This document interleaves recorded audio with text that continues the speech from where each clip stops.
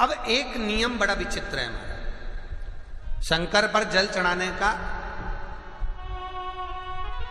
जो भाव वर्णित किया जाता है कि हम शंकर को मंदिर में जाकर जल चढ़ाते हैं तो खड़े खड़े चढ़ाएं कि बैठकर चढ़ाएं। बहुत ध्यान देना साहब।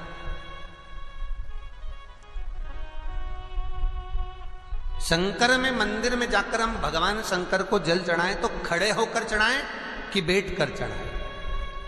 अब दो तरह का शिवलिंग है मंदिरों में, दो तरह का शिवलिंग का निर्माण होता है, ठीक है। एक विष्णु शिवलिंग,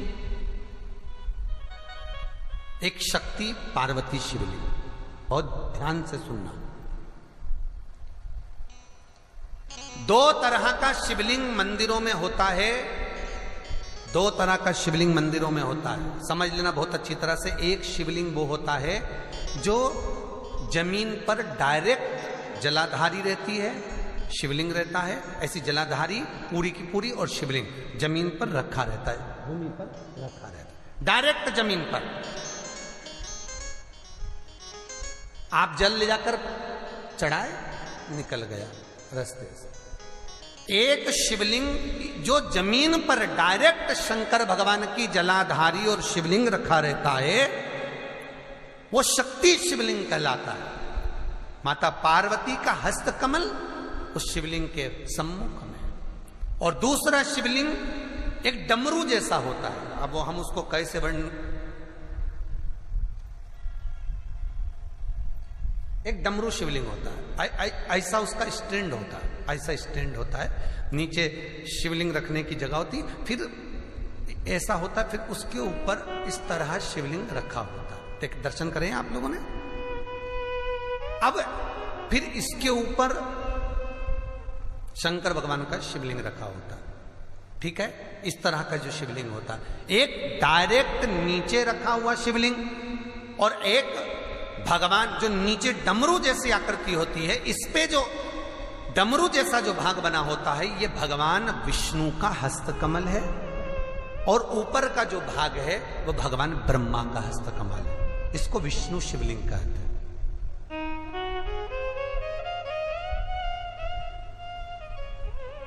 इसको हरीश्वर महादेव भी कहा जाता है। कौन सा महादेव कहते हैं? हरि सर्वेश्वर महादेव।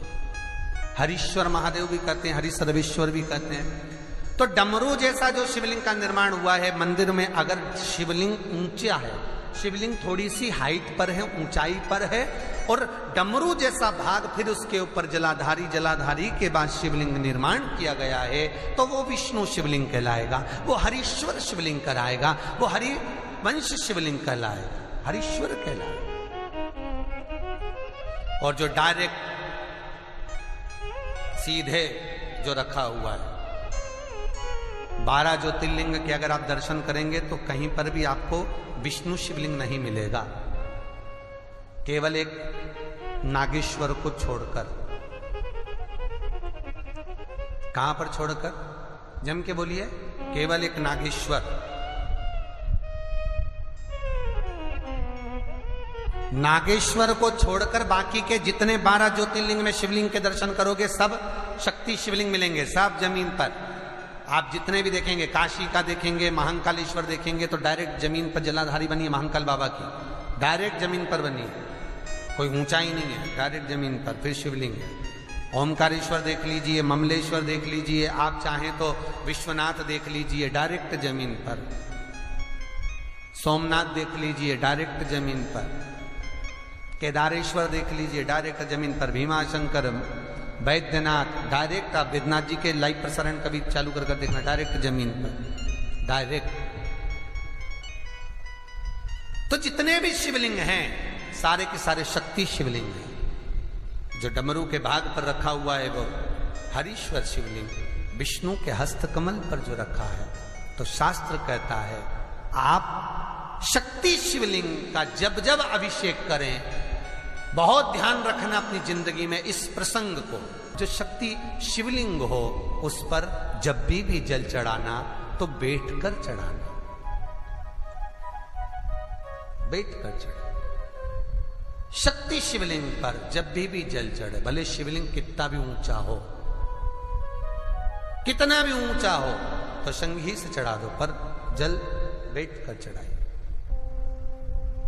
भले शिवलिंग ऊपर है, पूरा तरह से हाथ नहीं पहुंचा, जैसे सोमनाथ जी में अब शिवलिंग कितना बड़ा है, महाकालेश्वर का शिवलिंग कितना बड़ा है, तो उसको तो बैठकर स्नान नहीं करा सकते। भले शिवलिंग कितना भी ऊंचा हो, पर अगर भूमि टच है, शिवलिंग अगर भूमि टच है, शक्ति शिवलिंग है, तो भले आधा शिवलिंग नहाए, आधे पर पानी जाए, पर बैठकर ही स्नान कराया जाता है।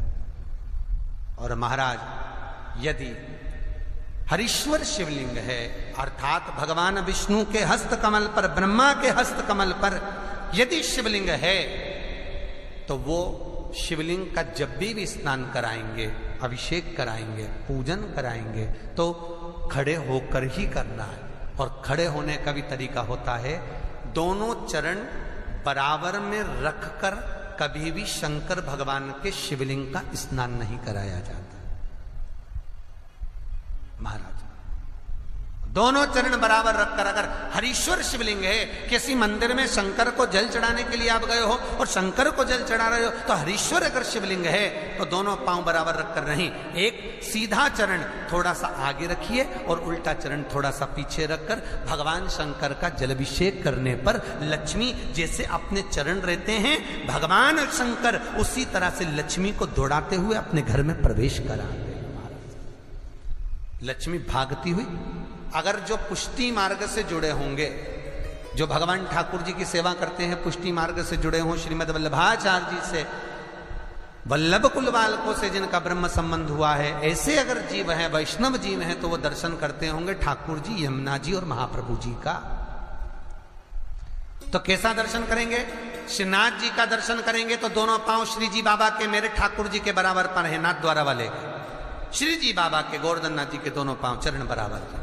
श्रीमद वल्लभाचार्य जी का दर्शन करेंगे तो दोनों चरण बराबर के फोटो में मिलेंगे।